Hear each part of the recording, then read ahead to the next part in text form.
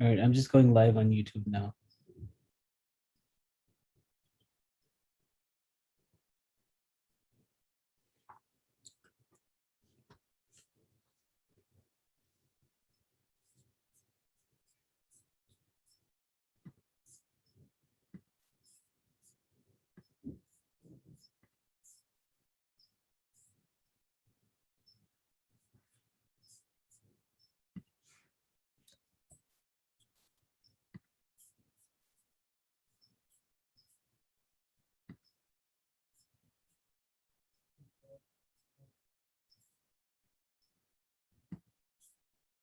Okay, I think we can get started.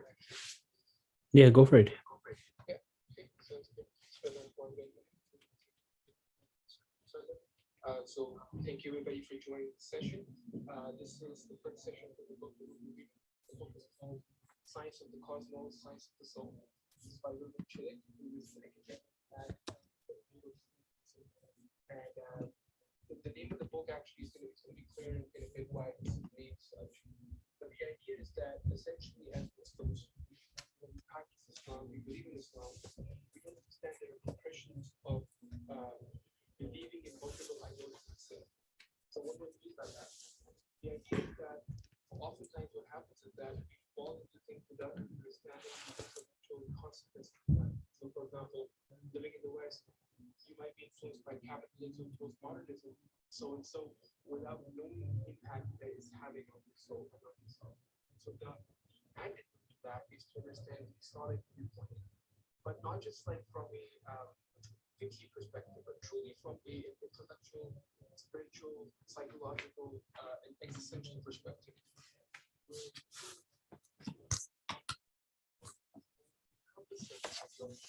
That really has like a strong foundation on its way. Legacy, external ideologies to define itself. And this entire book is premised on the idea of Tawheed and intelligence. So we're actually also live streaming this on YouTube. So I have this screen shared with Spotlight. So anybody who can attend this session, they can watch the recording later. But when we start discussing at the end, we'll stop the recording so that if you get the problem with your voice being streamed, it won't happen. So Spotlight, you want to get started? Yeah, sure. Can you hear me? Yes, I can. Okay. So Bismillah ar-Rahman ar-Rahim. So again, this is being live streamed on YouTube. The link was shared on my Facebook page if anybody wants to go and check it out. So we're starting from page, this is the first page, and we'll continue on inshallah. So it's titled A Vanquishing Heritage. Oh yeah, Abdullah, you should keep yourself unmuted in here. Sorry. I'm gonna keep my phone away from me so that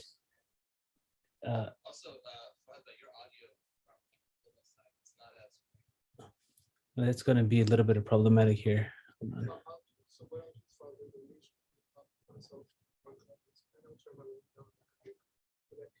That's a good idea. There we go. Okay. How's this, Amar? Okay, perfect. Okay. All right. So chapter 1 is Vanquishing Heritage. Bismillah ar-Rahman ar-Rahim.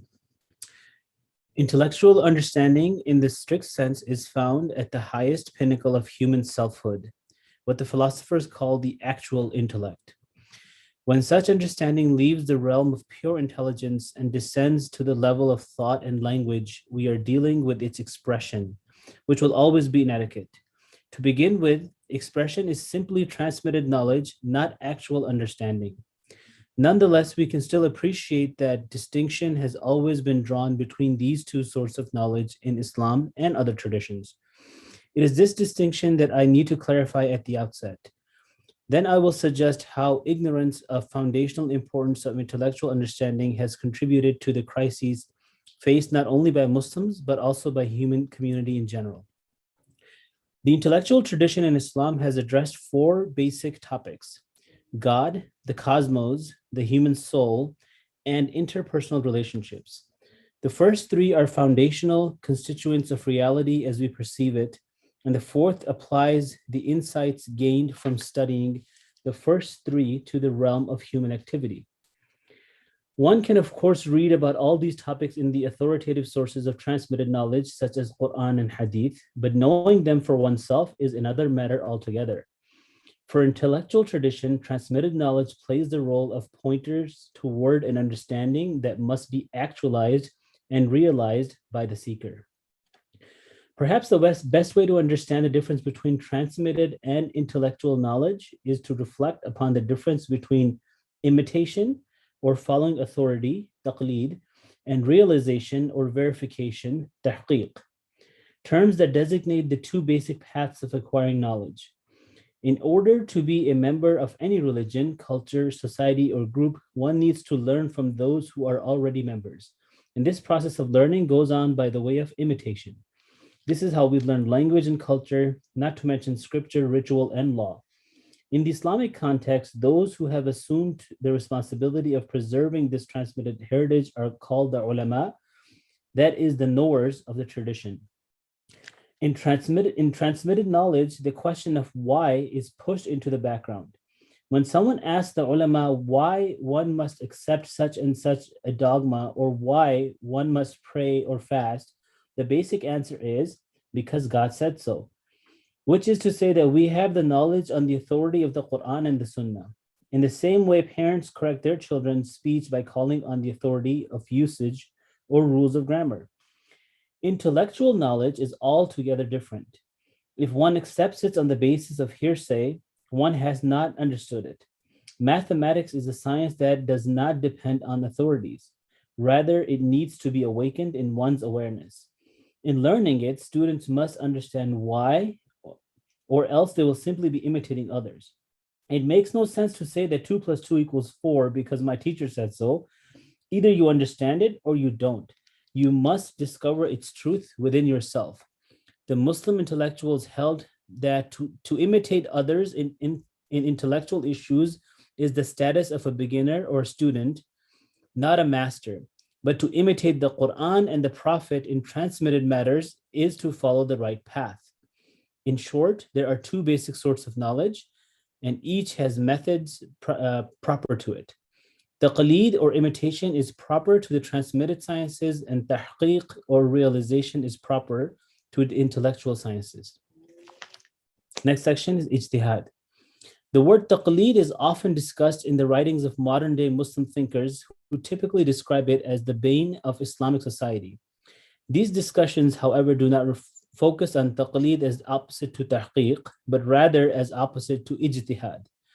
Given the prominence of the issue among contemporary Muslim writers, I need to make it clear at the outset that I'm talking about something else. Ijtihad means the achievement of sufficient mastery in the discipline of jurisprudence, fiqh, to exercise independent judgment in deriving the Sharia, Islamic law. Someone who reaches this rank is called a mujtahid. Such a person does not need to follow the authority of other jurists in matter of Sharia. Nonetheless, his or her mastery remains on the level of transmitted knowledge, which is to say that it is still based on Quran, the Hadith, and reports from the forefathers and the masters of the discipline.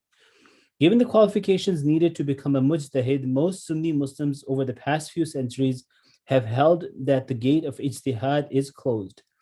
Shias, in contrast, consider it always open. From the point of view of jurisprudence, a person who is not himself a mujtahid must imitate someone who is, whether the mujtahid be alive, as in Shiism, or long dead, as in Sunnism. One follows a mujtahid because one can only learn the Sharia from someone who already knows it. This is not the situation in the intellectual sciences, however.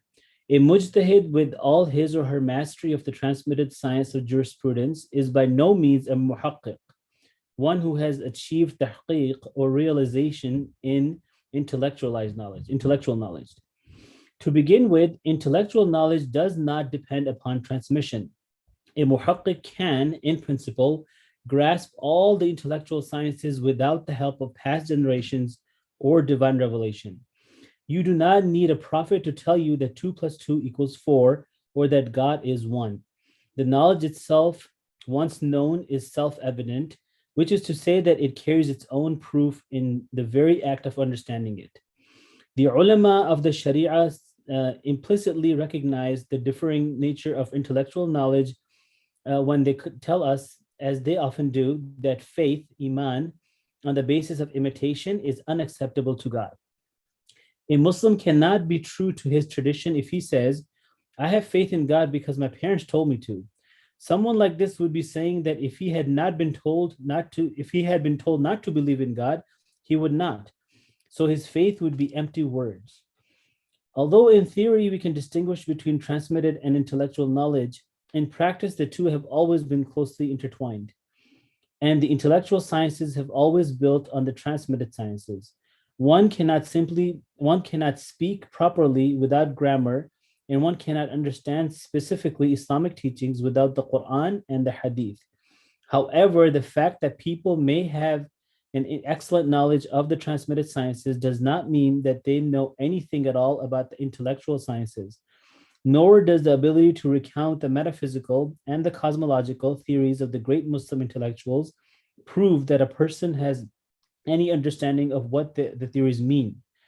Both the transmitted and the intellectual sciences are essential to the survival of any religion, but both are now being lost. By and large, however, the transmitted sciences are better preserved than intellectual sciences. And the reason is obvious. Anyone can memorize Quran and Hadith, but few can truly understand what God and the Prophet are talking about. One can only understand in one's words measure, one's own measure, and fewer people undertake the training necessary to develop their talents and capacities. It is obvious that one cannot understand mathematics or any other science without both native ability and training. Even if one happens to have a great aptitude, one will never get very far without years of study. If this is true of sciences like mathematics or grammar, which deal with the realities that are relatively near at hand, it is much more true of metaphysics, which deals with the deepest realities, the furthest from the everyday experiences. Next section is the role of the intellectual tradition. It is important to stress that no religion can survive, much less flourish, without a living intellectual tradition. This becomes clear as soon as we ask ourselves the questions: what was the intellectual tradition for? What function did it play in society? What was its goal? In other words, why should people think? Why shouldn't they just blindly accept what they're told? The basic Muslim answer is that people should think because they must think, because they are thinking beings. They have no choice but to think because God has given them minds and intelligence. Not only that, but in numerous Quranic verses, God has commanded them to think and to employ their intelligence. To think properly, a person must actually think, which is to say that conclusions must be reached by one's own intellectual struggle, not by someone else's. Any experienced teacher knows this perfectly well. No doubt, this does not mean that God requires everyone to enter into sophistical sort of study and reflection that went on in the intellectual sciences, because not everyone has the requisite talents, capacities, and circumstances. Nonetheless, people have the moral and religious obligation to use the minds that God has given them. As the Quran puts it, God burdens the soul only to its capacity. If people's capacity includes thinking, then they have duty to think. But God does not tell them what to think, because that would be to make imitation and hearsay incumbent in intellectual matters. It would defeat the very purpose of human intelligence, which is for us to understand for ourselves. No doubt many, if not most people, are unreflective and never even ask themselves why they should even bother thinking about things. They simply go about their daily routine and imagine that they understand their situation. Observant Muslims on this sort seem to assume that God wants nothing more from them than following the Sharia. But this is not no argument for those who have the ability to think. Anyone who has the capacity and talent to reflect upon God, the universe, and the human soul has that duty to do so. Not to do so is to betray one's own nature and to disobey God's instructions and to ponder the signs. Given that some Muslims have no choice but to think, learning how to think correctly must be an important area of Muslim effort. But what does correct thinking? What defines correct thinking? How do we tell the difference between right thinking and wrong thinking? Does the fact that people have no choice but to think mean that they are free to think whatever they want? The Islamic answer to these sort of question has always been the way people think is far from indifferent. Some modes of thinking are encouraged by the Quran and the Sunnah, and some are discouraged. Islamically, it is incumbent upon those who think to employ their minds in ways that coincide with the goals of Quran and the Sunnah. In other words, the goal of Islamic intellectual tradition needs to coincide with the goal of Islam, or else it is not Islamic intellectuality. So, what is the goal of Islam? In general terms, Islam's goal is to bring people into harmony with the way things actually are. In other words, it is to bring them back into the presence of God, from which they emerged in the first place. However, everyone is going back into God's presence in any case. So the issue is not going back per se, but how one gets there. Through the Quran and Sunnah, God guides people back to Him in a manner that will ensure their permanent happiness. If they want to follow a straight path, Sirat Mustaqim, one that will lead to the balance and happiness and not to disequilibrium and misery, they need to employ their minds, awareness, and thinking in ways that harmonize with God Himself and the true reality. If they occupy themselves with illusion and unreality, they will follow a crooked path and most likely not end up where they would like to go.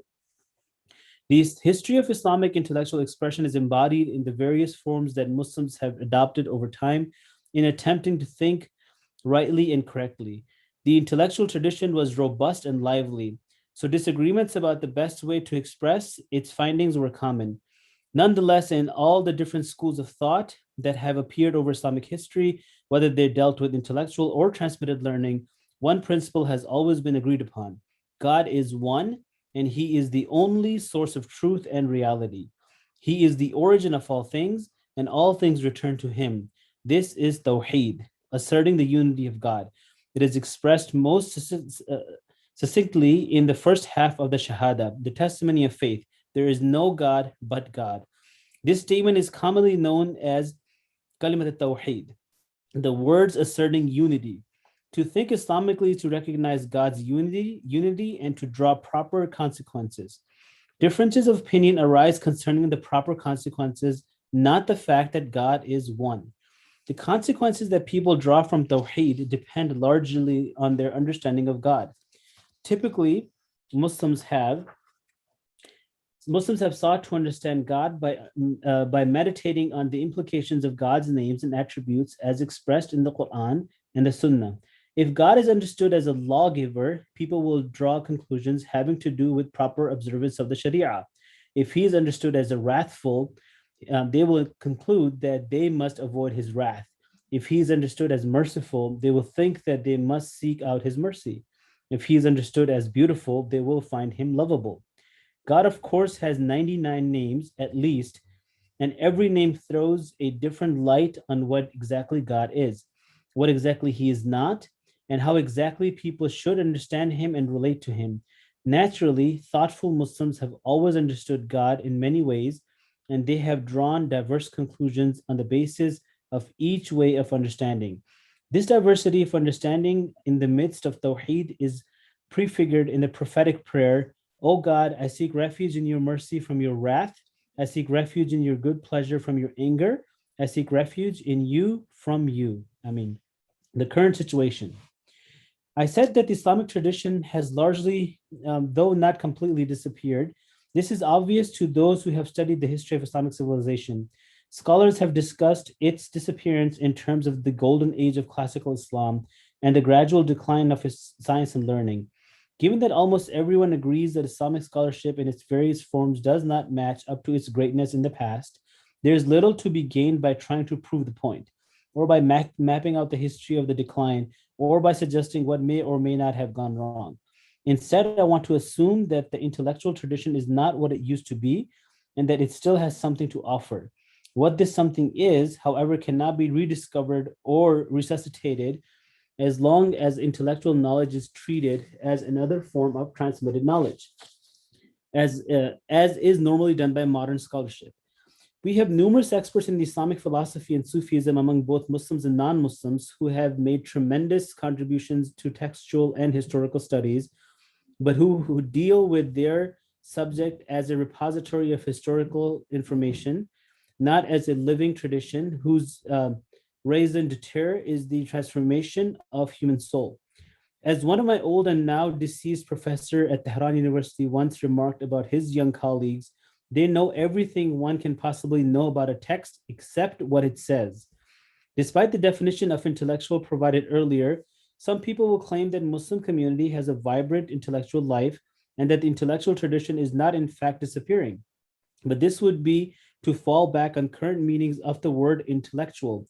No doubt there are tens of thousands of Muslim intellectuals in the ordinary sense, that is, writers, professors, doctors, lawyers, and scientists who are concerned with the current affairs and express themselves vocally or in writing. But I have serious doubts as to whether any more than a tiny fraction of such people are intellectuals in the technical sense in which I am defining the term. Yes, there are many thoughtful and sophisticated people who are born as Muslims and who may indeed practice their religion carefully. But do they think Islamically? Is it possible to be both a scientist in the modern sense and a Muslim who understands the cosmos and the soul as the Quran and Sunnah explains them? Is it possible to be a sociologist and at the same time to think in terms of Tawheed? As soon as we have an idea of the nature of the intellectual tradition in the sense of the word that I have in mind, then it will appear highly likely that the thought processes of Muslim thinkers today are not, in fact, determined by Islamic principles and Islamic understanding. Rather, they are shaped and molded by habits of mind learned unconsciously in grammar and high school, and then confirmed and solidified by university and professional training. Such people may pray and fast like Muslims, but they think like doctors, engineers, sociologists, and political scientists. It is naive to imagine that one can learn how to think Islamically simply by attending lectures once a week, or by reading a few books written by contemporary Muslim leaders, or by studying the Quran, or by saying one's prayers and having firm faith, quote unquote. In the pre modern Islamic world, the Islamic ethos was everywhere, but great thinkers and intellectuals still spent their whole life searching for deeper knowledge of God, the cosmos, and the soul. As far as were concerned, the search for understanding was never-ending task. The heritage left by those intellectual and extraordinarily rich is extraordinarily rich. They wrote many thousands of books, even if most of the important books have never been printed, much less translated, and those that have been published are rarely read by modern day Muslims. I do not mean to imply that it would be necessary to read all the great books of the intellectual tradition in their original languages in order to think Islamically. If modern day Muslims could read one of the important books, even in translation, and understand it, their thinking would be deeply affected. However, the only way to understand such books is to prepare oneself for understanding, and that demands studying and training. This cannot be done on the basis of modern university education unless perhaps one has devoted it to the Islamic tradition. I say perhaps because many Muslims and non Muslims with PhDs in Islamic studies cannot read and understand the great books of the intellectual heritage. Given that modern schooling is rooted in principles and modes of thought that are not harmonious with the traditional Islamic learning, it is profoundly difficult for any thinking and practicing Muslim to harmonize the domain of thought and theory with the realm of faith and practice. One cannot study for many years and then be untouched by what he has studied. One has studied. There is no escape from picking up the mental habits from the material to which one devotes one's life. It is most likely and almost, but not quite, inevitable for modern thinkers with religious faith to have compartmentalized minds. One compartment of the mind will encompass the professional, rational domain, the other domain of personal piety and practice. More generally, this is the case with most people who grew up in the traditional ambiance and were then educated in the modern style. The Iranian thinker Daryush Shaygan, who writes eloquently as a philosopher and a social critic with expressing his own personal struggle with this phenomenon, calls it cultural schizophrenia. Believers of a thoughtful bent who are caught up in a cultural schizophrenia may try to rationalize the relationship between their religious practice and their professional training, but they will do so in terms of the worldview determined by the rational side of the mind. The traditional Islamic worldview, established by the Quran and passed on by the generations of Muslims, will be close to them. and hence they will draw their categories and ways of thinking from the ever-shifting zeitgeist that embodied in contemporary culture, cultural trends, and popularized through the television and other forms of mass indoctrination. Many Muslim scientists tell us that modern science helps them see the wonders of God's creation, and this is certainly an argument for preferring the natural sciences over the social sciences. But is it necessary to study physics or biochemistry to see the signs of God in all his creatures? The Quran keeps on telling Muslims, will you not reflect? Will you not ponder? Will you not think? About what? About the signs which are found as over 200 Quranic verses remind us in everything, especially natural phenomena. It does not take a great scientist or any scientist at all to understand that the world speaks loudly of the majesty of its creator. Any fool knows this. This is what the Prophet called the religion of old women, Din al-Ajaiz, and no one needs any professional training to understand it. It is true that a basic understanding of the signs of God may provide sufficient knowledge for salvation. After all, the Prophet said, most people of paradise are fools. However, the foolishness that leads to paradise demands foolishness in the affairs of this world. And nowadays, that is not easy to come by. It is certainly not often found among Muslim thinkers who are already far too clever, which helps explain why they are such successful doctors and engineers. Next section, the God of Modernity. This is a very important section, by the way. Perhaps the best way to demonstrate that the habits of mind imparted by modernity are seldom congruent with Islamic learnings is to reflect on the characteristics of modernity, by which I mean the thinking and the norms of the global culture in which we live today.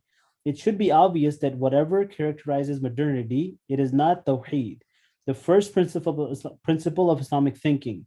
Rather, it is fair to say that modernity is characterized by the opposite of Tawheed.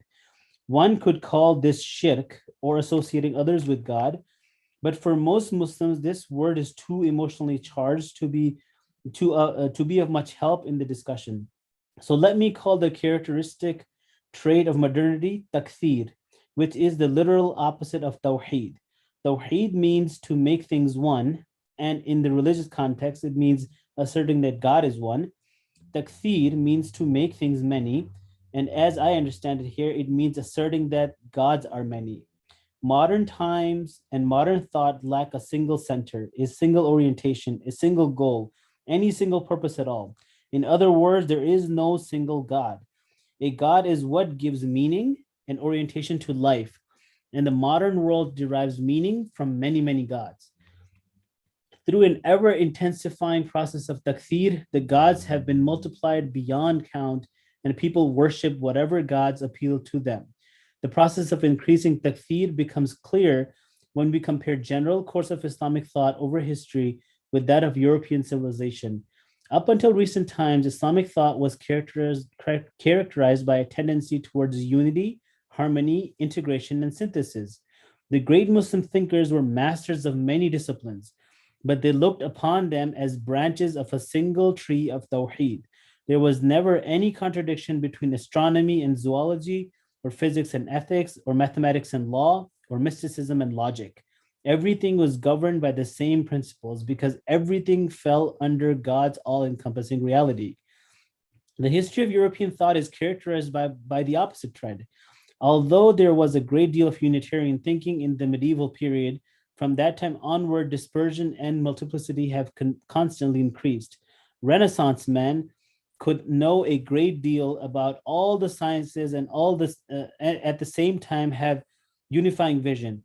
But nowadays, everyone is an expert in some tiny field of specialization, and information increases exponentially.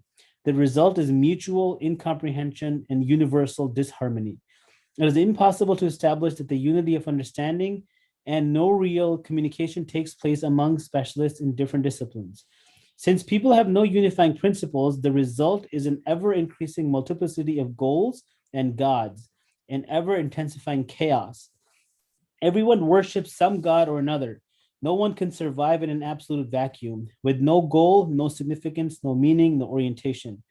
The gods that people worship are those points of reference that give meaning and context to their lives. The difference between traditional objects of worship and modern objects of worship is that in modernity, it is almost impossible to subordinate all the minor gods to a supreme God. And when this is done, the supreme God has been manufactured by ideologies. It is certainly not the God of Tawheed, who is absolute and supreme reality, next to whom nothing else is real. However, it may well be an imitation of God of Tawheed, especially when religion enters the field of politics. The gods in the world of Takfir are legion. To mention some of more important ones would be to list the defining myths and ideologies of our times: freedom, equality, evolution, progress, science, medicine, nationalism, socialism, democracy, Marxism.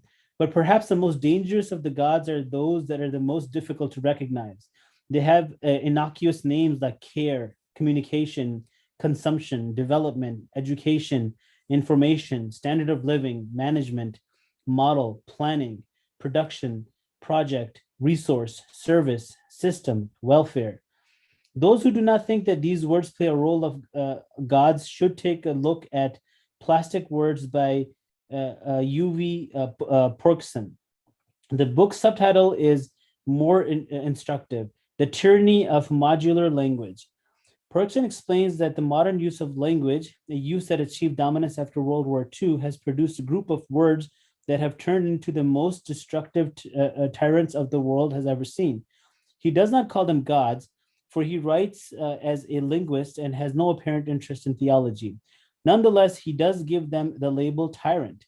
And this is a good translation for the Quranic divine name Jabbar. When the name is applied to God, it means God has absolute controlling power over creation. Tyranny becomes a bad thing when it is claimed by creatures, for it indicates that they have tried to usurp God's power and authority. In the case of Plastic Words, power has been usurped by words that shape discussion of societal goals. As Perkson points out, these tyrannical words have at least 30 common characteristics. The most important is that they have no definition. Though they do not have an though they do have an aura of goodness and beneficence about them. In linguistic terms, this is to say that they have many connotations but no denotation. There is no such thing as care or welfare or standard of living, but the words suggest many good things to most people. They are abstract terms that seem to be scientific, so they carry an aura of authority in the world in which science is one of the most important gods.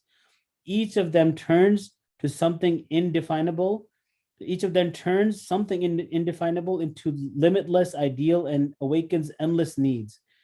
Once the needs are awakened, they seem to be self-evident and quickly turn into necessities. The Quran says that God is rich and people are poor and needy toward God. Nowadays, people feel poor and needy towards these little tyrants. Those who speak on behalf of the Plastic Words gain power and prestige, for they represent science, freedom, and progress.